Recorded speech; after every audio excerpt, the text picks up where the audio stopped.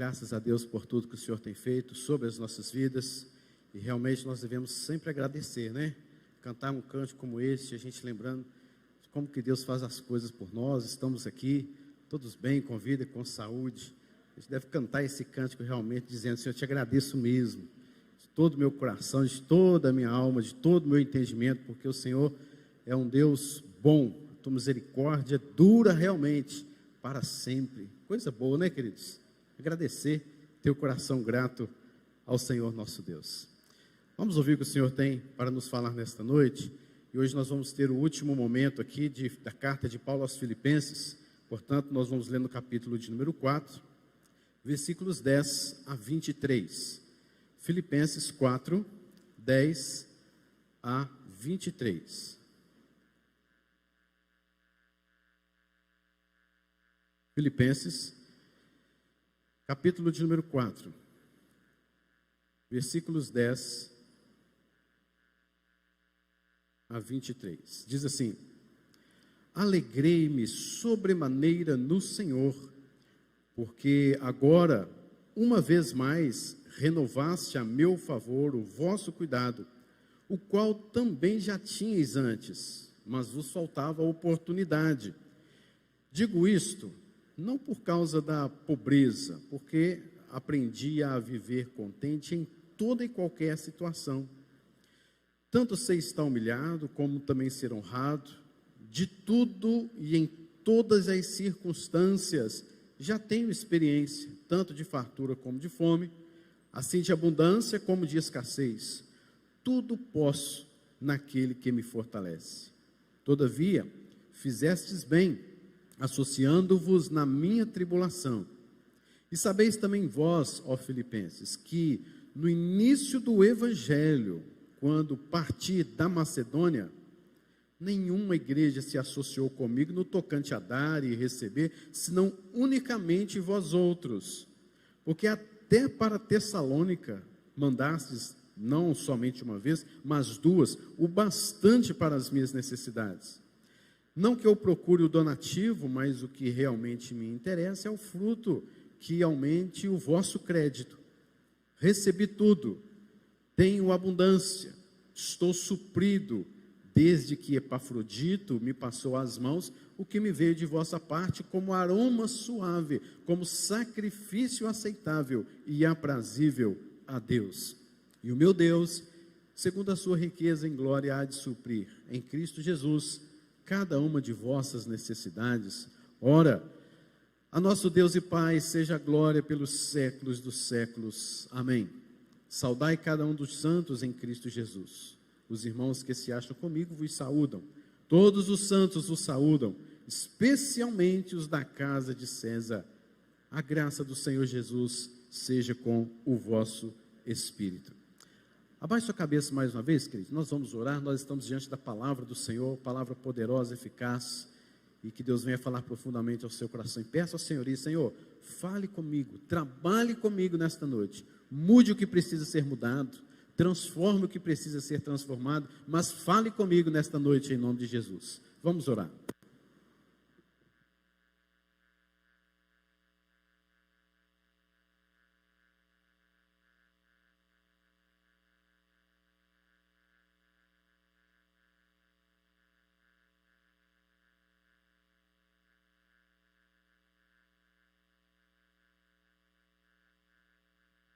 Senhor, fale profundamente aos nossos corações, por meio da tua doce, sublime, perfeita palavra. É no nome de Jesus que nós oramos. Amém, Senhor. Amém. Meus irmãos, estamos encerrando então hoje a exposição já de algum tempo, né? Sobre a carta dos Filipenses. Paulo escrevendo aos Filipenses. Nós vimos tantas coisas e no decorrer hoje desse sermão, quero lembrar algumas coisas para os irmãos. Mas neste texto propriamente, nós estamos vendo aqui o que a providência de Deus nos ensina. Você com certeza é e já foi alvo da providência de Deus. Deus com certeza já abençoou a sua vida de uma maneira inesperada na sua vida. Deus com certeza tem sustentado a sua casa, tem sustentado a sua família, tem sustentado a você mesmo em todas as áreas de sua vida. Deus é o Deus providente. E aqueles que passam por necessidades, sejam de qualquer área de sua vida, sentimental, emocional, seja na área financeira mesmo, seja na área relacional, Deus, Ele supre cada uma das nossas necessidades, porque Ele é um Deus providente. E lendo esta carta, e lendo especificamente este texto, esta é a minha pergunta: o que a providência de Deus aqui nos ensina? Esse texto fala sobre a gratidão e a alegria de Paulo, em detrimento da oferta que ele recebia e agora acabou novamente de receber dos filipenses por meio de Epafrodito. Lembremos que Paulo estava preso e a mais de 1000 quilômetros estava a cidade de Filipos, e Epafrodito, em nome daquela igreja, saiu e foi até Paulo, a encontrar Paulo em Roma, preso, para entregar-lhe esses donativos, estas ofertas que foram levantadas dentro da igreja de Filipos, bem como acompanhar também o apóstolo Paulo. O contexto da carta, nós já vimos algumas questões, queridos, mas a gente percebe que esta igreja, uma igreja que era coroa da alegria do apóstolo Paulo, porém havia muita falta de comunhão. Esta comunhão tinha como símbolo duas mulheres, Evódia e Sintique, onde Paulo as pega e torna como exemplo, como símbolo de pessoas de uma igreja que não estava, na verdade, em comunhão. Paulo disse, que Evódia e Sintique pensem concordemente no Senhor. Havia, queridos, além desta falta de comunhão, falsos mestres dentro desta igreja. Os libertinos que diziam que você, já que é salvo, você pode pecar e viver a sua vida à vontade. Haviam também os judaizantes que diziam, se você quer receber a bênção de Deus, você tem que fazer todos os ritos cerimoniais judaicos e, inclusive, a circuncisão. Então, havia esses falsos mestres. Haviam pessoas dentro dessa igreja vivendo uma vida de intensa ansiedade, de intenso rancor, de sentimentos aflorados, mas Paulo, queridos, diante da perseguição que eles também enfrentavam, como algo externamente, Paulo vem com essa carta, para consolá-los, fortalecê-los, ensiná-los, puxar a orelha deles também, mas para trazer realmente alegria de ele ter recebido aqueles donativos, mas ele deixa muito bem ressalvado que não é por causa dos donativos, mas por causa de um contexto geral. Paulo termina sua carta então, queridos, com muita gratidão em seu coração, pela providência do Senhor em sua vida. E o que aprendemos neste texto sobre a providência do Senhor? O que a gente pode ver aqui e que aprendemos sobre a providência de Deus na nossa vida, na vida dos filipenses, na vida de Paulo, na vida de Epafrodito, na vida da igreja em geral? Primeira coisa, queridos, que aprendemos é que devemos nos alegrar sobremaneira no Senhor. O Senhor, querido, todos os dias tem provido bênçãos na sua vida. O Senhor com certeza tem levantado pessoas, homens, igreja, seja o que for, tempo, circunstâncias, ocasiões, para suprir suas necessidades e abençoar a sua vida. Aqui também a gente vê que Paulo ele está alegre. Observe comigo o versículo de número 10, onde fala assim: alegrei-me sobremaneira no Senhor, porque agora uma vez mais renovastes a meu favor o vosso cuidado. Então Paulo está alegre no Senhor, sobremaneira, porque ele foi alvo mais uma vez da providência do Senhor por meio dos filipenses. A gente vê aqui algumas coisas que, por exemplo, os filipenses, eles demoraram um pouco a levar a oferta para o apóstolo Paulo. Mas Paulo fala, é porque vocês não tinham, o qual também já tinham antes esse cuidado, mas vos faltava a oportunidade. Ou seja, vocês só não me abençoaram antes, eu sei, porque algumas coisas aconteceram. Pode ter sido duas coisas: a falta de um mensageiro para levar, que é o caso de Epafrodito, que Deus providenciou, e também a falta talvez do dinheiro, do levantamento de oferta que eles não tinham. Mas Paulo fala, por falta de oportunidade, eu sei que vocês não puderam me ajudar, me auxiliar, mas eu sei do cuidado que vocês têm tido para comigo, e por isso eu me alegro sobremaneira no Senhor. Dentro desse mesmo versículo, queridos, nós vemos aqui três coisas. Primeiro, devemos nos alegrar sobremaneira no Senhor, ao ver todas as coisas que diz referência, que mostra uma referência ao Senhor. Ou seja, queridos, ele reconhece que o Senhor cuidava dele através da generosidade daquela igreja, e que não era uma alegria somente para suprir as suas necessidades, mas Paulo reconhece que tudo vinha do Senhor. Os irmãos que vieram do Senhor, Epafrodito que veio do Senhor, os próprios donativos ou a oferta que lhe chegou, tudo vem ao Senhor, e Paulo está aqui encorajado no Senhor. Assim, queridos, a nossa vida deve ser encorajada no Senhor, firmada no Senhor, devemos nos alegrar no Senhor. Uma coisa que nós como crentes precisamos aprender é de fato, queridos, a ver a vida na perspectiva do Senhor, porque nós somos mestres em ver a vida somente na perspectiva humana, somente na perspectiva da nossa lógica, do nosso racional, e nós precisamos começar a erguer os nossos olhos e ver Deus agindo nas coisas, nas circunstâncias, olhar as coisas na perspectiva divina. Eu sei que Deus está por detrás de tudo isso, amém? Segunda coisa, queridos, que a gente vê neste mesmo versículo, é que devemos nos alegrar sobremaneira no Senhor, ao reconhecer o cuidado de uns para com os outros. Paulo fala que o qual, em relação ao cuidado, aqui está se referindo a este cuidado, também já tinhas antes, ou seja, Paulo está dizendo assim que eu já fui abençoado por vocês já me abençoaram, e esse cuidado eu sempre tive, e agora mais uma vez eu estou vendo o cuidado de vocês. Isso deve alegrar o nosso coração, porque isso também alegrou o coração de Paulo, porque ele não viu somente as coisas nas perspectivas do Senhor, mas ele também viu de uns para com os outros, a igreja, os filipenses, abençoando a vida de Paulo, o qual também já tinhas anteriormente este cuidado. Quantas pessoas, queridos, Deus já levantou em sua vida para te abençoar, hein? Verdade ou não é? Tem gente que já abençoou a sua vida. Deus levantou homens, mulheres, uma igreja, um grupo de pessoas, um amigo, ou talvez até mesmo um ímpio, para abençoar a sua vida. E Paulo está aqui se alegrando sobremaneira no Senhor, porque Deus levantou homens, a igreja, para abençoar a vida dele. Queridos, terceira coisa que aprendemos neste versículo de número 10, é que devemos nos alegrar sobremaneira no Senhor, aguardando sempre o tempo certo. Paulo diz, vocês tenham cuidado para comigo, mas faltava oportunidade.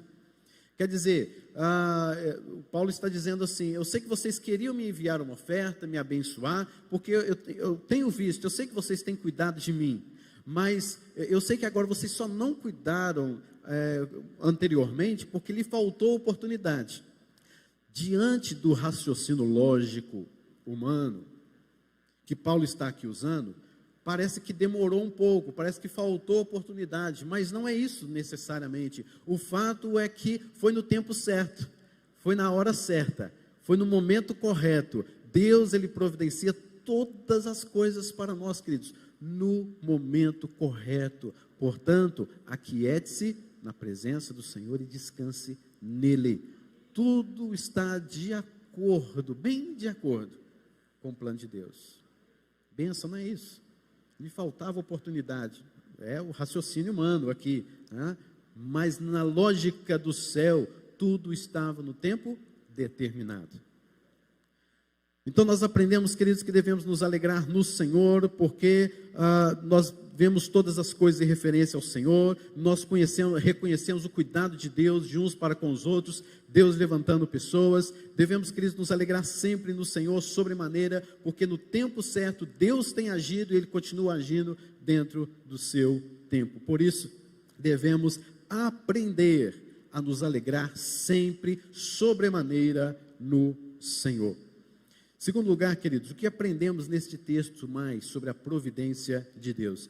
Está nos versículos 11, 12 e 13. Digo isto não por causa da pobreza, porque aprendi a viver contente em toda e qualquer situação. Tanto ser estar humilhado, como também ser honrado. De tudo e em todas as circunstâncias já tenho experiência, tanto de fartura como de fome, de abundância, escassez. Tudo posso naquele que me fortalece. Paulo está dizendo que devemos aprender através da providência de Deus, aprender a viver sempre contente. Porque, se você olhar os versículos anteriores que nós já acabamos de ler, alegrai-vos sobremaneira no Senhor, e diante de todas aquelas coisas, você percebe que, já que tudo está no controle do Senhor, eu devo aprender a viver contente com o que eu tenho, com a providência que Deus tem me dado, com o meu dia a dia, aprender a viver contente. A providência do Senhor nos leva a esse aprendizado, a viver contente, e a viver contente em toda e qualquer situação. No versículo de número 11, Paulo fala assim: digo isso não por causa da pobreza. Em outras versões está dizendo: digo isto não porque eu esteja necessitado. Isto o que? Em relação ao versículo de número 10. Paulo não está dizendo assim: vocês atrasaram a minha oferta, eu precisando aqui de oferta e vocês aí atrasando. Paulo não está dizendo nesse tom. Muito pelo contrário, ele está ressalvando, assim, palavra por palavra dele, para que ninguém, nenhum de seus leitores, nem os libertinos, nem os judaizantes, nem Evode, nem Sintique, e nem outras pessoas, poderiam pensar assim: ah, este Paulo, só está esperando a oferta chegar lá, vê se pode. Não é, Paulo está assim, sabe, cuidando com as palavras, ressalvando. Ele está dizendo assim: não é porque eu tenho necessidade, que eu estou me alegrando sobremaneira, que vocês me deram o donativo, aí sim, opa, estou alegre. Não, é muito mais do que isso. Eu digo estas coisas não porque eu estou passando necessidade, que foi bênção, foi ótimo, o donativo, a oferta que vocês me deram, que bênção que foi, mas não é por causa disso que eu estou alegre. Eu estou alegre porque eu aprendi a viver contente mesmo, em toda e qualquer situação. Paulo está dizendo assim: mesmo que acontecesse de vocês não terem me enviado esta oferta, esse donativo, eu estaria alegre no Senhor. Mesmo se eu estivesse aqui passando fome, escassez, eu estaria alegre no Senhor. E mesmo se eu estivesse passando aqui abundância de comida, de roupa e tudo mais que eu necessito, eu estaria também alegre no Senhor. Bonito isso, né, queridos? Então, queridos, o que acontece aqui, Paulo ele está trazendo um contexto daquela cidade de Filipos para a sua realidade, mostrando essa realidade para os filipenses. Paulo está dizendo assim, que naquela cidade, que era romana, mas de cultura grega, alguns ali com esse pensamento grego eram chamados de estoicos. E o que os estoicos faziam? Para que eles vivessem contentes, alegres, esses estoicos negavam os seus sentimentos. Diante de tudo, eles aprendiam a negar sentimentos, porque eles acreditavam que negando sentimentos, eles poderiam viver contentes. E quanto mais negava sentimentos, algo que eles aprendiam, eles ficavam contentes. Então, se acontecer alguma coisa, não, está ótimo, eu estou contente. Acontecer outra coisa, eu quero ficar feliz, eu quero ficar contente. Mas Paulo está dizendo aqui, contrariando esta situação, está dizendo: eu aprendi a viver contente em toda e qualquer situação. Então, esse contentamento era uma virtude estoica. Eles eram pessoas que aprendiam a neutralizar os seus sentimentos, logo eles eram autossuficientes. E essa era a definição de contentamento na época. Qual a definição? Autossuficiência. Se eu sou autossuficiente, se eu sei dominar os meus sentimentos, as minhas virtudes, o meu contexto de vida, como eu aprendi, eu sou uma pessoa contente. Isso é uma virtude no pensamento dos estoicos. Mas foram os cristãos que deram uma nova definição para contentamento: o de estar contente em Cristo, em toda e qualquer situação, porque não era algo visto neles, não é algo visto em nós, mas é algo externo a nós, que é em Cristo. É em Cristo que nós somos contentes, não em nós tentando fazer alguma coisa para nós mesmos, mas em Cristo. E aí Paulo trata no versículo de número 12, e coloca para a gente dois tipos de extremos. Paulo fala que contentamento é uma das virtudes raras do cristianismo. O que ele está ensinando aqui, de fato, se você for olhar na Bíblia, olhar na história, né, do povo de Israel, você vai perceber que a falta de contentamento era algo muito presente. A presença do contentamento era algo extremamente raro. Então, contentamento, até para nós hoje, os crentes, é uma coisa raríssima. Porque nós, mesmo cientes de todas estas coisas, da providência de Deus, nós não vivemos contentes. Nós queremos mais e mais e mais. Deus providencia, mas você quer mais. Deus abençoa, mas você quer mais, você nunca está contente. Então Paulo vem ensinando aqui alguns extremos. Ele coloca aqui quais situações que ele se vê contente. Em toda e qualquer situação, ele se vê contente. Ele sabia passar momentos sem comida, sem roupas, sem lugar para dormir. Ele passava por tudo isso e sem queixar, sem reclamar, sem condenar, sem julgar os outros, sem julgar o próprio Deus. Porque muitas vezes é isso que a gente faz, né, queridos? A gente às vezes vê uma certa situação acontecendo em nossas vidas, você sempre quer culpar alguém. Você sempre tem que arrumar uma desculpa.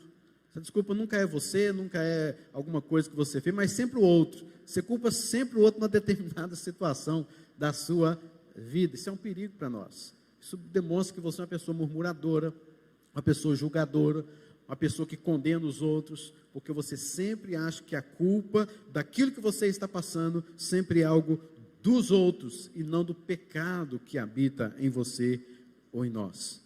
Mas além de Paulo dizer que ele poderia passar, ele aprendeu a passar e a viver contente na situação de escassez, ele também fala que viveu ou aprendeu a viver contente também na abundância, na fartura. Paulo, em momento nenhum, você vê Paulo se esbanjando. Inclusive, se você for olhar a origem de Paulo, como ele mesmo comenta no livro de Filipenses, no capítulo de número 3, você vai ver que Paulo, antes de ser um cristão, ele era uma pessoa que tinha condições. Por conta da sua família, por conta de onde ele veio, a sua tribo, etc., você percebe isso.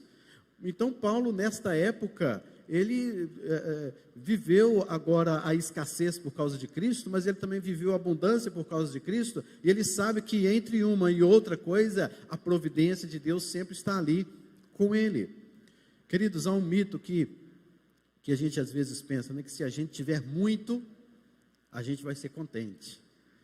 Eu tenho aquela casinha, mas se eu tiver aquela casa, aí eu vou ser contente. Aí você vai ter aquela casa. Mas se eu tiver agora aquela casa, mas eu quero agora um prédio inteiro. Aí você tem um prédio inteiro, mas agora eu quero um condomínio inteiro, né? Porque a gente nunca se satisfaz, querido. Isso aí, os nossos sentimentos não têm limite, não. Os nossos desejos não têm limite, não. Isso é prova do pecado que habita em nós mesmos. Porque a gente não consegue viver contente. Isso é prova do pecado mesmo que habita em nós. De você não viver contente com o que você tem, de você não viver contente com aquilo que Deus tem te dado. Então esse é um mito muito grande no nosso coração, porque quanto mais nós temos, mais o desejo de ter mais. Queridos, nós precisamos aqui, Paulo diz no versículo número 11 ainda, sobre esse aprendi um segredo. Ou seja, queridos, no versículo número 11, aprendi a viver. Esta expressão, aprendi a viver, não é uma expressão simplesmente do apóstolo Paulo. Essa expressão, aprendi a viver, ela está também dentro ou relacionada nas religiões místicas que existiam ali na região da Macedônia e especificamente na cidade de Filipos. O que era isso? Algumas pessoas que participavam das religiões místicas da cidade de Filipos, elas entravam para essas religiões e de acordo com que as pessoas iam analisando, né, o crescimento espiritual, intelectual daquelas pessoas, o avanço, elas passavam por alguns rituais. Nesses rituais, de um ritual para o outro, era contado-lhes um segredo, ou mesmo a própria pessoa, avançando nesses degraus daquela religião mística, ela aprendia por si só alguns segredos que era o de viver contente. Então esse aprendi a viver tem tudo a ver com a religiosidade daquela cidade, onde pessoas participavam dessas religiões místicas e que aprendiam a viver para que vivessem contentes. E havia então um segredo que eles não contavam para ninguém, lógico, né? Um segredo, ninguém vai contar para ninguém, né? Era um segredo individual em que eles aprendiam então a viver daquela maneira. Então, de acordo com que o adorador se elevava, ele ficava em plena comunhão lá com aquele Deus, com aquela áurea, com seja o que for, ele então descobria cada vez mais o segredo para viver. Mas Paulo está dizendo aqui um segredo para a igreja. Paulo está dizendo um segredo para nós. Ele aprendeu a viver contente em toda e qualquer situação, a viver contente. Este é um segredo, queridos, para nós amadurecermos e crescermos na nossa vida espiritual com Jesus, não em relação àquelas religiões místicas, não parecido com eles, muito mais do que eles, porque nós vamos aprender a viver contentes no Senhor, alegrando-nos sobremaneira no Senhor. Queridos, mas a gente vê uma montoeira de gente que reclama de tudo da vida. A gente tem visto muitos crentes que reclama do marido, que reclama da mulher, que reclama da igreja, que reclama do pastor, que reclama da situação, que reclama do patrão, que reclama do vizinho, que reclama. E a gente não aprende a viver contente, né, queridos? Coisa difícil, a gente viver contente, difícil mesmo. Mas está aí um segredo que Paulo fala, é um aprendizado. É um aprendizado viver contente. Não é eu chegar aqui para você e passar uma fórmula mágica. É um aprendizado diário, em comunhão com Deus, em busca de santidade, em busca de se relacionar com Deus, em oração, em leitura da palavra, e ver, queridos, que tudo que você tem não é nada do que você merece. Às vezes você cumprimenta a pessoa, como é que você está? Eu estou mais do que mereço. Você não merece nada. Como é que você está mais do que merece? Que negócio é esse, né? Porque a gente não merece nada. E olha o que você tem. Vocês estão entendendo? Tudo isso, queridos, é prova da bondade, da misericórdia, da graça, da providência de Deus na sua vida. Viver em gratidão, então, viva contente no Senhor, porque o Senhor tem dado muito mais do que a gente pensa, muito mais do que a gente pede, muito mais do que a gente necessita. O Senhor tem nos dado. E este, querido, é o segredo revelado aí no versículo de número 13. Tudo posso naquele que me fortalece. Esse é o grande segredo do apóstolo Paulo para viver uma vida contente. Esse é o segredo do apóstolo Paulo para se alegrar sobremaneira no Senhor. Tudo posso naquele que me fortalece. No contexto, querido, significa viver contente em qualquer ocasião. Tem sido usado de maneira às vezes muito errada dentro da teologia da prosperidade. Tudo posso, então eu posso ter um carro do ano, eu posso ter um emprego novo, uma casa nova, eu posso ter um novo negócio, uma nova loja, eu vou ser rico, eu vou ser um empresário, então porque eu tudo posso. Queridos, o texto está dizendo nada disso. O texto está falando nada disso. Quem falou isso para você, se você ouviu alguma coisa, você falou tudo errado. Porque o texto não está dizendo isso. O texto está dizendo sobre contentamento do que já tem, não é contentamento por tudo que ele vai ter, que ele vai conquistar, que ele vai ser isso, que ele vai ser aquilo outro, não. E sabe onde é que Paulo estava? Paulo estava preso, né? Lá em Roma. Preso, para Paulo não era novidade, não, porque ele já foi preso até mesmo lá em Filipos. Paulo estava preso, passou por ali. Queridos, muitas pessoas às vezes pensam que este versículo é um cheque em branco que Deus dá, né? Tudo posso naquele que me fortalece. Então Deus vai lá, é como se Deus assinasse o cheque ali, né? O cheque é uma coisa meio antiga, né? Já aparece.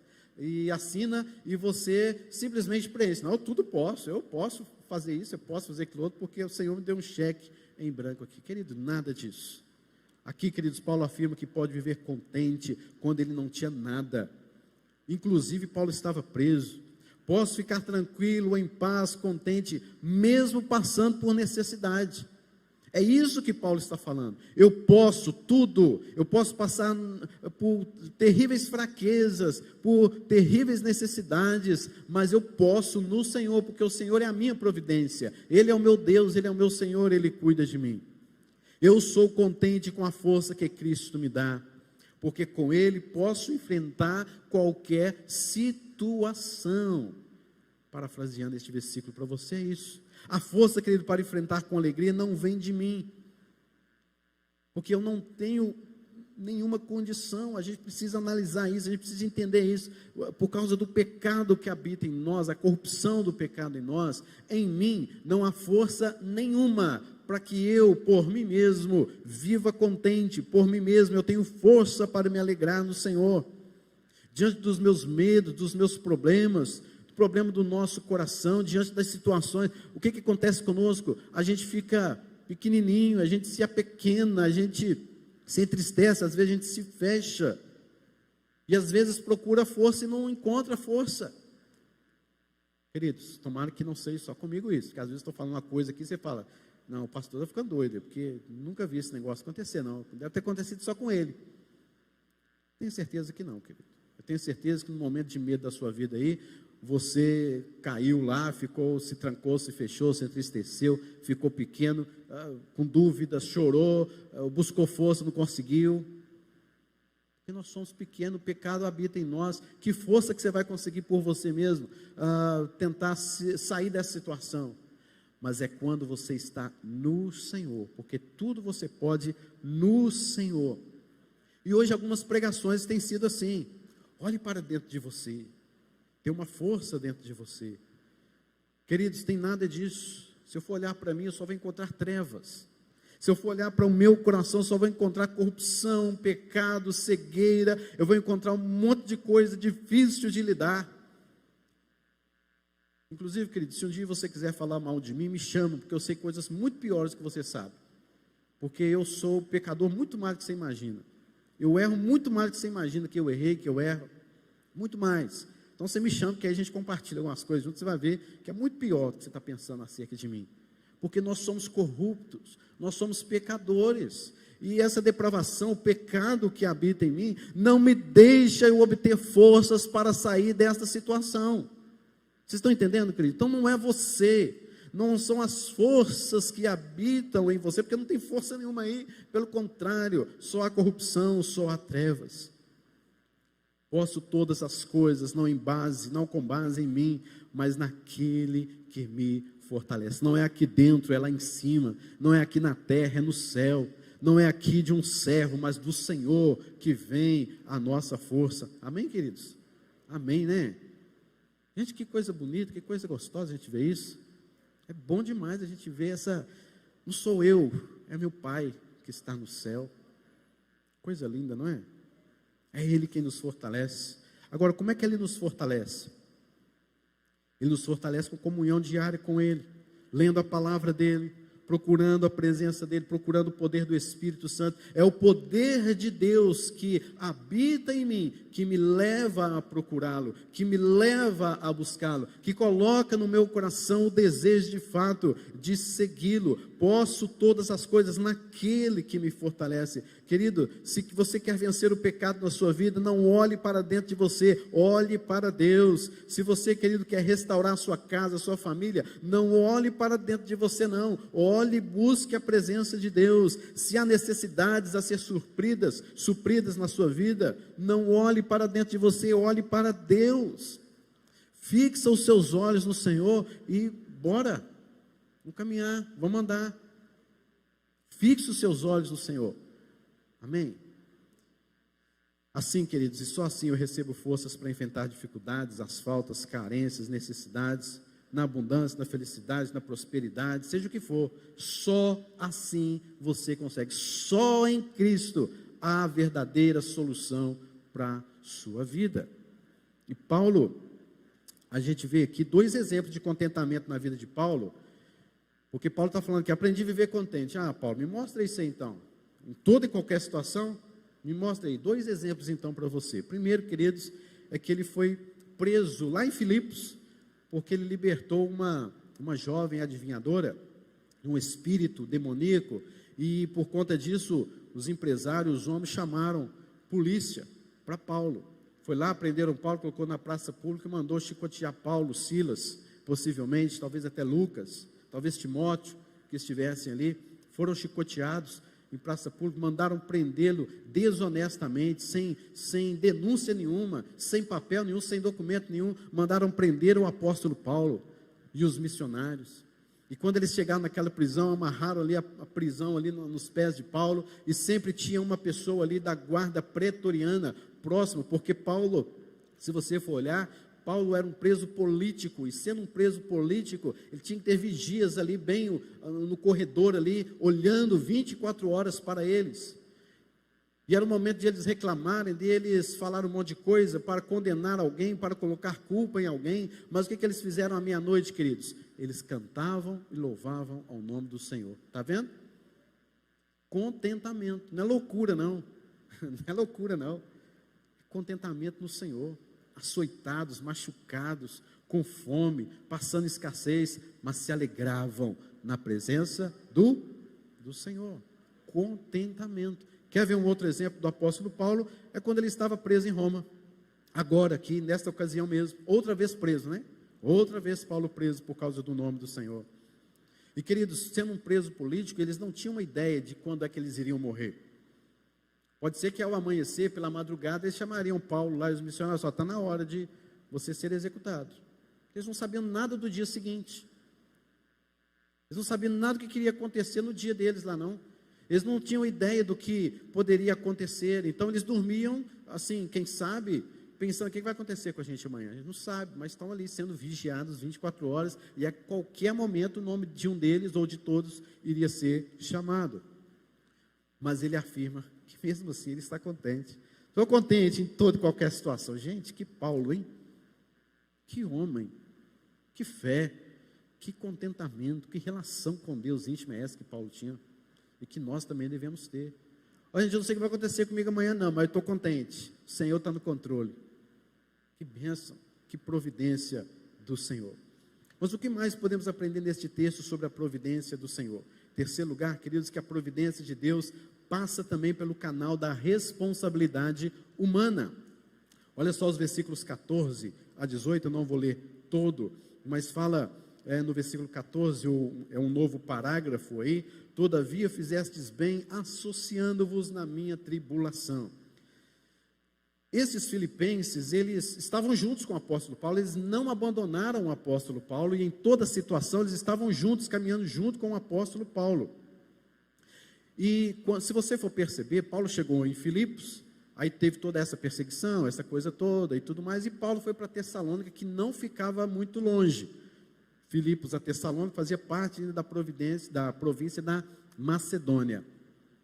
E quando Paulo chega em Tessalônica, você vai perceber no versículo de número 16, que ele fala assim: porque até para Tessalônica, que era aí do lado de vocês, eu tinha acabado de conhecer vocês, há 10 anos atrás, vocês mandaram não somente uma vez, mas 2, o bastante para as minhas necessidades. Então perceba que Paulo saiu de Filipos e foi para Tessalônica. Se você olhar lá em Atos capítulo de número 16, e você vai ver que durante por pelo menos 2 vezes, os filipenses já mandaram donativos para Paulo, para ajudá-lo na pregação, no evangelho e tudo mais. Sabe por quê, queridos? Porque aqueles irmãos, ainda que novos na fé, ainda que pobres, viu? Porque os filipenses eram pobres de maré, tinha nem lugar para morrer. E eles perseguidos do jeito que estavam, as pessoas perseguiam, matavam e deixavam para lá, porque eles não tinham lugar mesmo para ser enterrado, não.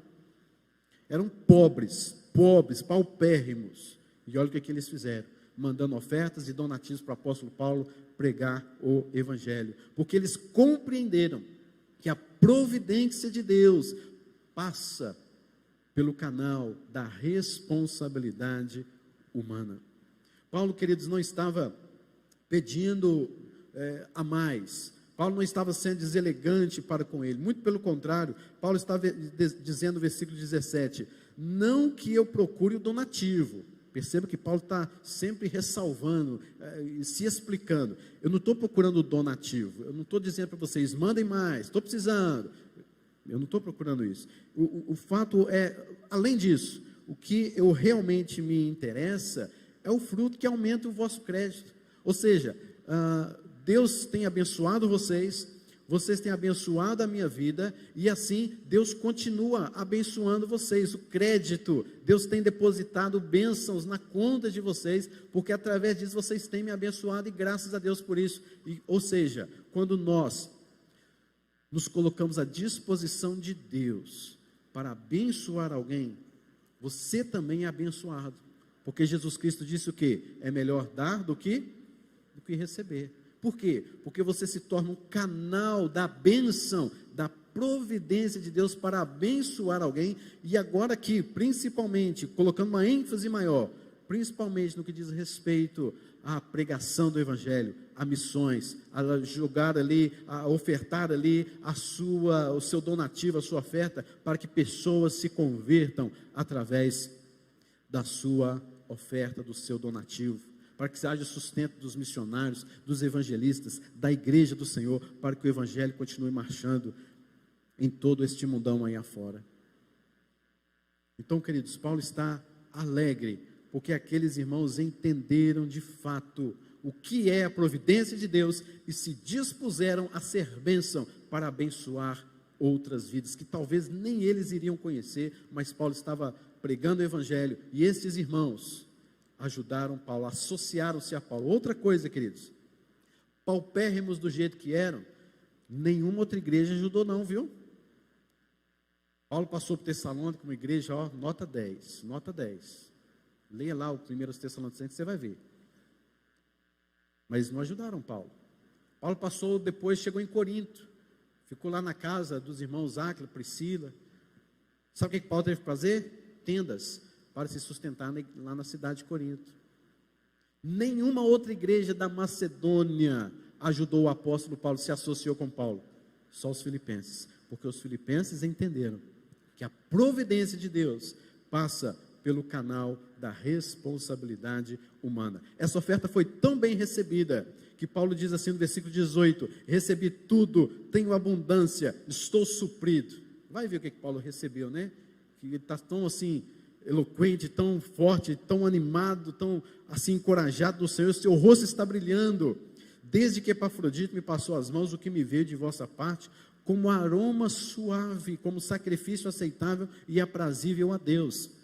Esta ilustração que Paulo está falando, você volta lá para o livro de Êxodo, no capítulo de número 29, e você vai ver que fazia parte do culto do Antigo Testamento, que quando o sacerdote Arão oferecia um sacrifício ao Senhor, aquele cheiro da carne e do sangue, Deus mandava com que o sacerdote acendesse ou queimasse um incenso, e aquele cheiro do incenso fazia com que aquele cheiro da carne e do sangue se esmorecesse, e subia até Deus um aroma agradável. Era um culto ao Senhor. Paulo está dizendo que a oferta daqueles irmãos era um culto que eles estavam prestando a Deus. Quando ofertamos ao Senhor os nossos dízimos, as nossas ofertas, os nossos donativos, queridos, é um culto que você está oferecendo. E outra coisa mais, é um privilégio, porque estes crentes, os filipenses, se você for olhar lá na carta de Paulo aos Coríntios, estes filipenses chegaram uma vez diante de Paulo e falaram assim: Paulo, nós estamos rogando a você para que você nos deixe participar da assistência aos santos, porque eles viram que a providência de Deus passa pelo canal da responsabilidade humana. Versículo 19, queridos: e o meu Deus, segundo a sua riqueza em glória, há de suprir em Cristo Jesus cada uma de vossas necessidades. O que aprendemos, queridos, neste texto sobre providência do Senhor, é que a nossa suficiência vem de Deus. A nossa suficiência vem de Deus. Querido, creia, o Senhor, o meu Deus, há de suprir. Paulo está dizendo aqui: eu não tenho como retribuir a vocês, mas Deus, o dono de todas as coisas, vai retribuir, suprir a necessidade de cada um de vocês em Cristo Jesus. E os filipenses passavam por perseguições, por lutas dentro da igreja, lutas internas, lutas externas. Há, queridos, muitas necessidades em nós que precisam ser supridas. O homem mesmo, por causa do pecado, se viu e está num estado de carência da glória de Deus. Todos pecaram, carecem da glória de Deus. Esta carência da glória de Deus pode ser suprida em Cristo Jesus, porque Jesus é o esplendor da glória de Deus o Pai. Então, se você tem Cristo Jesus na sua vida, a sua carência da glória de Deus está muito bem suprida, suficientemente suprida. Somente no sacrifício de Jesus Cristo temos esta carência suprida. Queridos, há pessoas carentes de perdão, perdão do Senhor, perdão do irmão, membro da família. Em Cristo Jesus, Deus tem todo o poder para suprir esta carência. Há pessoas, queridos, carentes na área dos afetos, dos sentimentos, das emoções, pessoas deprimidas, tristes, cabisbaixas. Pela bondosa graça de Deus, Ele tem o poder de suprir esta sua necessidade. Há pessoas, queridos, que são carentes de disciplina, que precisam de um conserto, pessoas que não se endireitam, mas somente Ele pode corrigir aquilo que é incorrigível. Se você, querido, não tem hoje o que gostaria de ter, em Cristo Jesus, somente nele, você encontra a suficiência. Um exemplo, se você não é doido para ter um filho, mas não pode ter um filho, Deus supre a sua necessidade. Você se vê suficiente em Cristo Jesus. Se deseja casar, mas não deu certo, sua suficiência vem de Deus. Sua suficiência não está no marido, não está na esposa, não está em qualquer outra coisa. Sua suficiência vem do Senhor. Se você, querido, deseja passar naquele curso, naquele concurso, mas não consegue, não passou, querido, contente-se no Senhor. A sua suficiência vem de Deus. Alegre-se no Senhor. Para encerrarmos, queridos, o que aprendemos nesse texto sobre a providência de Deus é que toda a providência de Deus nos leva à adoração. Versículo de número 20, ora, a nosso Deus e Pai, seja a glória pelos séculos dos séculos. Amém. Toda a providência de Deus leva à adoração. A não ser que você tenha um coração duro demais, para não reconhecer que tudo que você tem, tudo que acontece na sua vida, vem das mãos do Senhor. Agora, aqueles que foram regenerados, transformados, e entendem o propósito de Deus na sua vida, toda a providência da sua vida, todo o seu dia a dia, tudo que Deus tem feito na sua vida, é prova da providência de Deus, e você deve ser levado então, à plena adoração ao Senhor, dizendo, a glória, a honra ao Senhor, pelos séculos dos séculos, amém. Somente nele há providência verdadeira, somente nele há alegria verdadeira, somente nele há suficiência, há contentamento verdadeiro. Eu adoro a esse Deus, e por isso nós cantamos, por tudo que tens feito, por tudo que vais fazer, te agradeço. Deus seja louvado, engrandecido. É você terminar o dia, queridos, e começar a perceber, sabe assim, o que eu ganhei de Deus hoje? O que Deus me deu hoje? E você redundar isso em glória e louvor. Acima de tudo, sabe?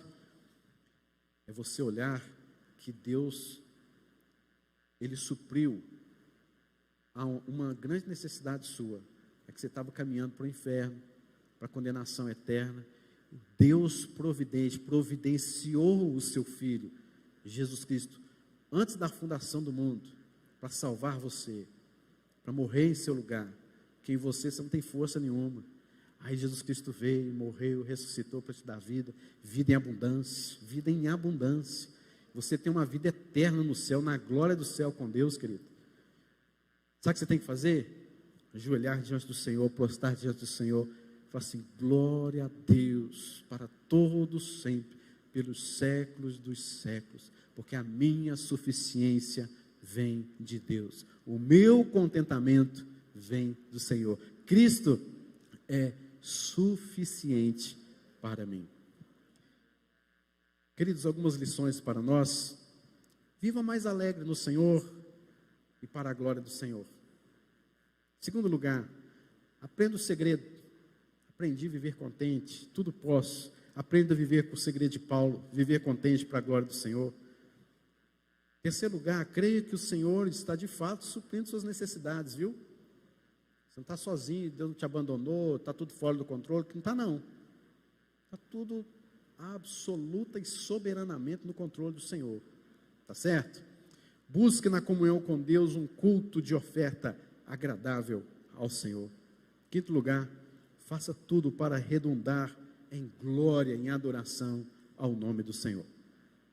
E Paulo termina a carta, saudai cada um dos santos em Cristo Jesus. Os irmãos que se acham comigo vos saúdam, todos os santos vos saúdam, especialmente os da casa de César. Gente ali na prisão se converteu por causa do apóstolo Paulo, e esses homens já estão saudando a igreja. Converteram, está aqui, especialmente da casa de César, se converteram. Queridos, para encerrar, versículo 23, em nome de Jesus, que a graça do Senhor Jesus Cristo seja com o vosso espírito.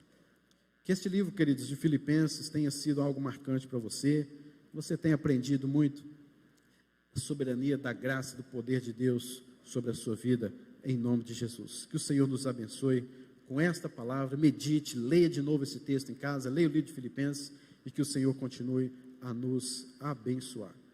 Nós teremos um momento agora, coral estará cantando ao Senhor. Quero convidá-los então aqui à frente, enquanto os irmãos vêm, quero estar orando nesse instante por você. Enquanto os irmãos vão se posicionando, feche seus olhos, vamos bendizer ao nome do Senhor. Deus bendito, Tu és o nosso Deus, Ao Senhor toda a honra, toda a glória, todo louvor pelos séculos dos séculos.